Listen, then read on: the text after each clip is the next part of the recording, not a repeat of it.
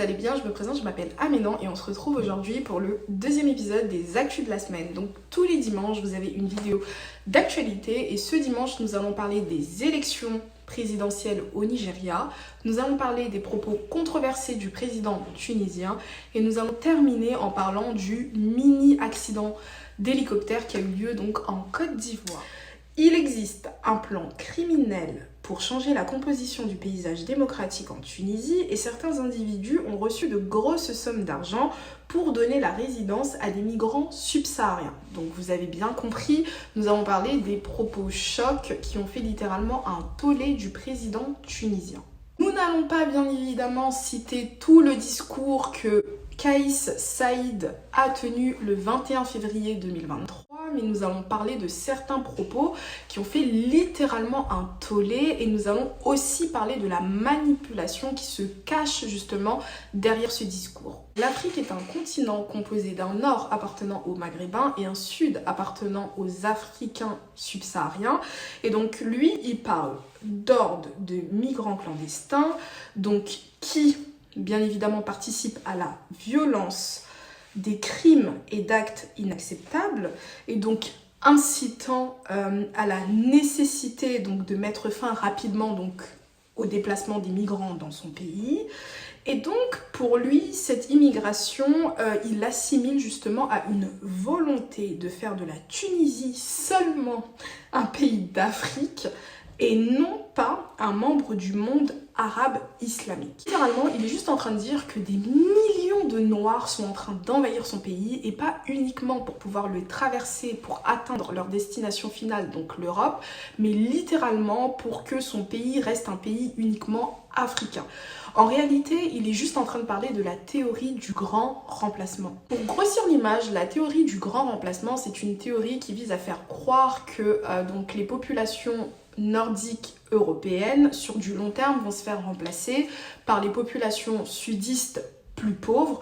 Pourquoi? Parce que puisqu'il y a de plus en plus, donc, entre guillemets, d'Africains qui se retrouvent au nord, avec le temps, puisque les Européens blancs ne font plus assez d'enfants, naturellement, les Africains noirs faisant beaucoup d'enfants vont petit à petit exterminer donc cette population blanche. Bien évidemment, cette théorie, elle est raciste et complotiste, mais elle est surtout utilisée en Occident et pas en Afrique, parce que la Tunisie, c'est pas un pays occidental.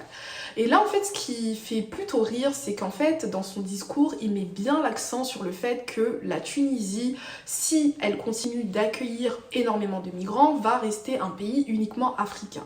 À la fin de la journée, qu'il y ait des migrants noirs ou pas dans ton pays, la Tunisie restera à vie un pays africain. Ça, c'est un fait. Nous n'avons pas choisi d'avoir la Tunisie en Afrique, comme la Tunisie n'a pas choisi d'appartenir au continent africain. Puis ces propos, il y a littéralement deux mondes qui se sont créés en Tunisie. Le premier monde, c'est le monde de l'insécurité et du racisme. Bien évidemment, le racisme, c'est pas créé le 21 février 2023, mais dites-vous que actuellement, donc il y a des Tunisiens qui sont foncièrement racistes, qui ont eu justement le feu vert, entre guillemets, de leur président de pouvoir exprimer leur racisme. Donc il y a énormément d'Africains, donc d'Afrique subsaharienne, qui veulent quitter la Tunisie car ils sont littéralement en insécurité. Ils se font frapper, ils se font virer, certains de leurs appartements sont incendiés, donc la situation devient très grave. L'autre monde, c'est celui de la solidarité. Donc il y a Rassemblés dans le centre de la capitale, plusieurs centaines de militants antiracistes sont venus crier leur colère. L'appel à la haine à l'encontre de nos frères et sœurs subsahariens ne représente pas la Tunisie, ne représente pas les Tunisiens. Non au racisme et au fascisme. La Tunisie est un pays africain et tous les Africains y sont les bienvenus. Un discours loin d'être partagé par de Tunisiens sur les réseaux sociaux qui ont par exemple décidé de changer leur photo de profil lorsque celle-ci donc comportait le visage de leur président. Il y a énormément de Tunisiens qui ont décidé de sortir dans la rue en protestant contre les propos négrophobes. Il y a aussi des ONG tunisiennes qui essayent de protéger donc les migrants et donc là on se retrouve littéralement dans deux mondes donc bien distincts. Avant de terminer donc mon sujet, je voulais parler de la manipulation qui se trouve littéralement derrière ces propos. La Tunisie est un pays ayant environ 12 millions d'habitants. dans les 12 millions d'habitants, il y a 21 000 donc, migrants d'Afrique subsaharienne. Donc 21 000 personnes, ça fait moins de 0,2%. Donc là, littéralement, nous sommes en train d'embraser un pays pour 0,2% de personnes. Parmi les migrants, il y a ceux qui viennent étudier, il y a ceux qui viennent se soigner, il y a ceux qui viennent travailler et il y a ceux bien évidemment qui viennent traverser le pays. Pourquoi parlons-nous de manipulation ? Il y a 2 points à prendre en compte. Le premier point, c'est parce qu'il y a environ 10 ans, la Tunisie a accepté près d'1 million de migrants venant de Libye lorsque la guerre a éclaté dans leur pays. C'est paradoxal. Là, on parle de 21 000 personnes qui gênent tellement le pays qu'il faut les exterminer. Pendant qu'il y a 10 ans, où bien évidemment la Tunisie ne comptait pas 12 millions d'habitants, mais vers les 11 millions d'habitants, ils ont accepté d'accueillir près de 1 million de personnes venant d'un pays en guerre. C'est très paradoxal. Et donc le deuxième point de manipulation avérée, c'est que sur une sphère internationale, tout le monde sait que les migrants donc d'Afrique subsaharienne se déportent en Afrique du Nord uniquement pour pouvoir traverser ces pays-là et se retrouver en Europe.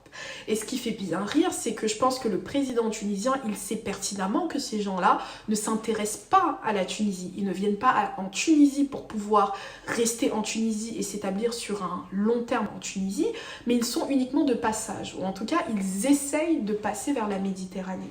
Et ce qui fait rire dans cette histoire, c'est que selon les chiffres officiels italiens, sur plus de 32 000 migrants arrivés sur l'île de Lampedusa de manière irrégulière, on parle de 18 000 Tunisiens ayant la nationalité tunisienne bien évidemment, qui sont arrivés clandestinement en Italie. Donc littéralement vous faites un scandale parce que dans votre pays il y a uniquement 21 000 personnes qui essayent de se débrouiller comme ils peuvent pour pouvoir en sortir et aller ailleurs.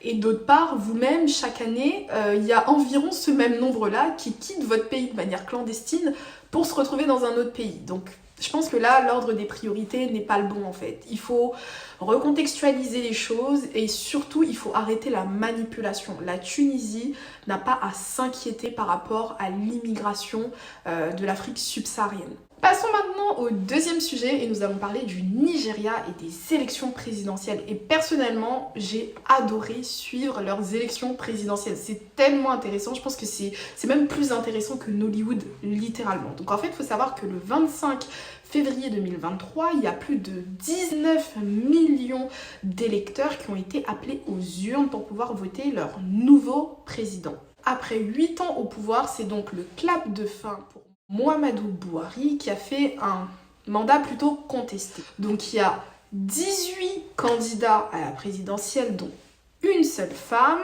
et bien évidemment comme dans chaque élection à travers le monde, il y a toujours le top 2 ou 3 qui se distinguent. Ce qui fait que ces élections littéralement déchaînent les passions, c'est qu'en fait on a 3 candidats et parmi les 3 candidats, il y en a un qui fait partie d'un plus petit parti. Donc nous avons Bola Ahmed Tinubu, donc il a 70 ans et il fait partie donc de l'APR, donc Congrès des progressistes, et ça c'est littéralement le candidat de Mouhamadou Bouhari, donc du parti en place.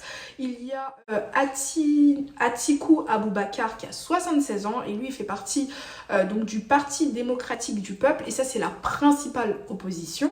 Et le dernier candidat c'est Peter Obi de 61 ans et qui fait partie donc du Parti travailliste. Et donc là c'est un parti qui est très peu connu et donc qui a très peu de moyens. Et en fait il faut savoir que c'est le candidat donc le plus acclamé sur les réseaux sociaux. Le Nigeria c'est le pays le plus peuplé d'Afrique et le pays le plus riche d'Afrique, entre guillemets. Et donc il faut savoir que les élections sont gigantesques parce que pendant le même jour, on doit élire le président, les sénateurs et les députés. Donc l'enjeu est juste énormissime. Et d'habitude, pendant ces élections, les 2 plus gros partis donc, se disputent la manche. Tout va bien, mais sauf que cette année, il faut savoir qu'il y a le plus grand nombre de jeunes électeurs inscrits pour voter. Donc là, littéralement, les deux gros partis ont peur de voir basculer le pouvoir vers un plus petit parti, donc le parti des travaillistes. La phrase qui désigne donc ces élections, c'est « I'm ready to sleep here ». Et ça, c'était la phrase des jeunes qui veut littéralement dire « je suis prêt à dormir ici ». Donc pourquoi est-ce que les jeunes sont aussi déterminés donc à dormir sur place? C'est parce qu'en fait, ils veulent que leur voix compte. Parce qu'en fait, il y a une défiance donc de la politique et bien évidemment, comme tous les pays africains qui se respectent, lorsqu'il y a élection, il y a suspicion de corruption. Le Nigeria est un pays donc fédéral et donc il faut savoir que le décompte des voix, c'est un casse-tête total et ça se fait même sur plusieurs jours. Il y a 36 États plus la capitale fédérale Abuja et donc le gagnant désigné doit avoir plus de 25% dans un État et il doit obtenir la majorité dans l'État. Ensuite, pour pouvoir arriver en tête et donc pour ne pas qu'il y ait de deuxième tour, il faut arriver en tête dans 30 États. Et si jamais il y a un deuxième tour, il faut savoir que le deuxième tour va se dérouler 21 jours plus tard. Donc en fait, c'est super compliqué à comprendre. Et donc c'est pour ça que les jeunes ont littéralement peur qu'il y ait une manipulation et donc suspicion de fraude électorale. Et c'est pour ça que les jeunes cette année sont déterminés. Parce qu'ils pensent que leur voix peut changer les choses et ils pensent que leur voix peut faire emporter à leur candidat, donc Peter Obi. Et là, vous allez me dire, mais pourquoi est-ce que ces élections sont si prisées, sont si importantes? Donc en fait, il faut savoir qu'il y a plutôt deux points. Le premier point, c'est que le mandat de Muhammadu Buhari est littéralement contesté. Donc il faut savoir que même sa femme s'est excusée car elle estime qu'ils sont en deçà donc, de leurs propres attentes. Et le deuxième point, c'est qu'actuellement, le Nigeria est dans une impasse monétaire, mais qui est historique. En fin octobre 2022, la Banque centrale du Nigeria a décidé de changer donc, le design des billets. Donc il faut savoir que sur une moyenne internationale, les pays changent leur monnaie, donc le design de leur monnaie tous les 5 à 8 ans. Et moi je suis très jeune et j'ai grandi, enfin j'ai passé toute ma vie en France et j'ai déjà vu plusieurs billets changer, notamment le billet de 5 euros, de 10 euros ou de 20 euros. Donc c'est normal. Mais sauf que le Nigeria est un pays extrêmement complexe. Donc il faut savoir que le Nigeria est l'un des pays au monde utilisant le plus de cash pour pouvoir faire ses échanges donc commerciaux. Donc derrière la Chine, la Thaïlande et l'Inde, si je me trompe pas, se trouve le Nigeria. Donc lorsque tu veux faire un changement de billet, et en plus là on parle pas d'un simple billet, on parle littéralement de toute la monnaie, il faut t'assurer que ton plan soit un plan qui corresponde à ton pays. Et ce qui s'est passé, c'est qu'en fait, ils ont sous-estimé donc le nombre de billets en circulation du pays.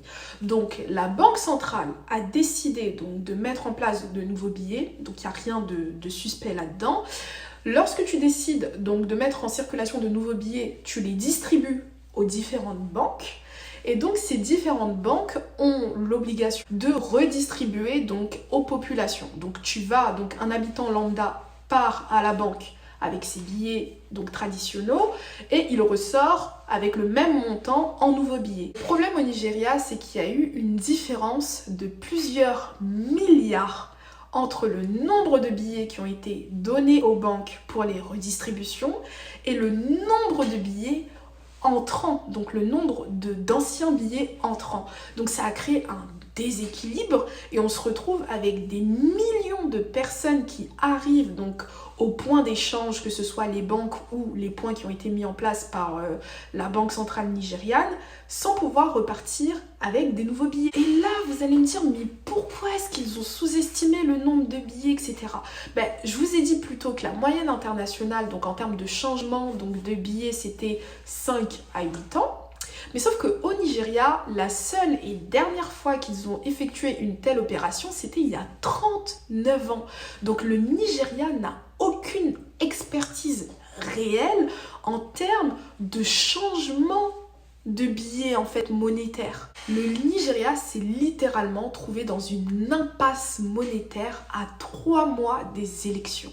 Et le problème, c'est que cette impasse monétaire a littéralement plongé des millions de familles dans la misère. Dites-vous, vous vous trouvez dans un état où plus de 80% des échanges se font en liquide, mais sauf qu'au bout d'un moment, vu qu'il y a une deadline et que les populations sont obligées de se presser pour échanger leurs billets, ça fait que les commerçants et donc tout ce qui est échange donc de biens, de services, etc. ne se font uniquement en nouveaux billets. Je vous donne un exemple. Moi, je suis une commerçante, je vends des tomates. Je sais que dans pas longtemps, je ne pourrai plus échanger mes anciens billets. Bien évidemment que je vais refuser de vendre mes tomates à des personnes qui ont des anciens billets. Parce que si j'accepte, dans quelques semaines, moi, je vais me retrouver dans l'impasse. Donc, tous les commerçants ont décidé de refuser donc les anciens billets. Donc les commerçants se retrouvent dans l'impasse parce qu'ils ne peuvent plus vendre leurs produits. Les habitants se retrouvent dans l'impasse parce qu'ils ne peuvent plus rien acheter parce qu'ils n'ont pas de billets. Ceux qui ont également leur argent à la banque ne peuvent pas retirer, alors qu'au Nigeria, il y a énormément de choses qu'on ne peut pas faire avec de la monnaie fiduciaire et qu'on est littéralement obligé de faire avec du liquide. Et donc finalement, ça plonge tout le pays dans une merde incontestable. Les habitants du Nigeria se sont littéralement vus piégés et il y a énormément de spécialistes qui disent que c'était la pire période de l'histoire pour pouvoir faire un changement de billet aussi drastique. Donc il faut savoir qu'actuellement il y a l'inflation partout dans le monde, il y a une augmentation aberrante de la criminalité. Et pourquoi est-ce que c'est en corrélation avec ce changement de billet? C'est parce que le changement de billet va créer de la pauvreté. Donc si on est déjà dans un pays où la criminalité a augmenté, le fait de créer une nouvelle pauvreté, ça va créer une nouvelle criminalité. Donc c'est du n'importe quoi. Il y a aussi donc la baisse de la valeur du Naira. Il faut savoir qu'il y a 39 ans, lorsqu'ils ont décidé de changer pour la première fois donc le visage de leur billet, un Naira était égal à cette époque à 1 dollar. Concernant ce changement pendant cette période, on a d'une part la Banque centrale du Nigeria qui indique que c'est fait parce qu'il y a des milliers de milliards qui sont incorrectement en circulation donc dans le pays, logique. Et bien évidemment, il y a une forte partie de la population qui se demande est-ce que c'est pas un moyen détourné de pouvoir justement détourner le plus de fonds et partir. Et donc c'est dans ces conditions-là que la jeunesse et énormément de gens se lèvent contre donc les principaux partis et décident de vouloir élire Peter Obi, qui est littéralement un plus jeune et en plus de ça il a un plus petit parti et donc lui il donne l'impression d'être un peu plus innocent dans ce monde cruel qui est la politique. Avant de clôturer ce sujet, parce que malheureusement il est dimanche très tard au Canada et on n'a toujours pas les résultats donc des élections au Nigeria, donc je vais pas pouvoir vous annoncer le grand gagnant et en plus ça pourrait prendre plusieurs jours avant qu'on puisse connaître le gagnant des élections. Donc il faut savoir que au Nigeria il y a une barrière très faible entre donc les célébrités et la politique. Le Nigeria, c'est littéralement les États-Unis d'Afrique et donc il faut savoir qu'il y a énormément de célébrités qui donnent leurs avis lorsqu'il y a des élections. Il y a énormément aussi de célébrités qui se présentent à des élections et là, ce qui marque un peu donc le siècle, c'est qu'en fait, vu que c'est littéralement appelé l'élection des jeunes, il y a énormément de jeunes qui se rendent compte que leurs stars internationales ne prennent pas la parole. Donc là, on parle notamment de Burna Boy, on parle de Davido, on parle de Tiwa Savage, qui n'ont littéralement pas incité les jeunes à voter de 1, ils n'ont pas donné donc leur avis par rapport aux élections qui se déroulent et ils n'ont même pas osé supporter le candidat qu'ils voulaient voir au pouvoir. Donc il y a beaucoup de jeunes qui s'insurgent et dans tous les cas, il faut savoir que les plus actifs en termes de politique, moi je dirais que ce sont les stars de Nollywood, donc les acteurs, et notamment, donc je voulais aussi dire donc félicitations à Prince Oji Okuji, qui est le mari donc de la star de Nollywood, Mercy Johnson. Et moi j'adore Mercy Johnson et donc son mari il a été élu député. Donc on a certains résultats en termes sénatorial ou des députations, mais On sait toujours pas c'est qui le président, mais bon bref. Et donc c'est terminé pour le sujet sur le Nigeria. J'espère que vous avez adoré et malheureusement on n'a toujours pas le président, donc je peux pas vous l'annoncer dans cette vidéo. Le dernier sujet, il est plutôt léger et je suis contente parce que je commence à perdre littéralement la voix. Et donc en fait on va parler donc de l'accident d'hélicoptère qui a eu lieu en Côte d'Ivoire. Plus de peur que de mal, un hélicoptère présidentiel a dû faire un arrêt d'urgence le samedi 25 février 2023 à Goïtafla. Et dans cet hélicoptère, il y avait Kandia Camara, donc ministre des Affaires étrangères, il y avait le président de l'Assemblée nationale, Adama Bictogo, et le président du Sénat ivoirien. Et donc, il faut savoir que ce qui s'est passé, c'est qu'ils étaient de retour d'un meeting, et donc l'hélicoptère a dû faire un arrêt d'urgence car il y avait une panne moteur.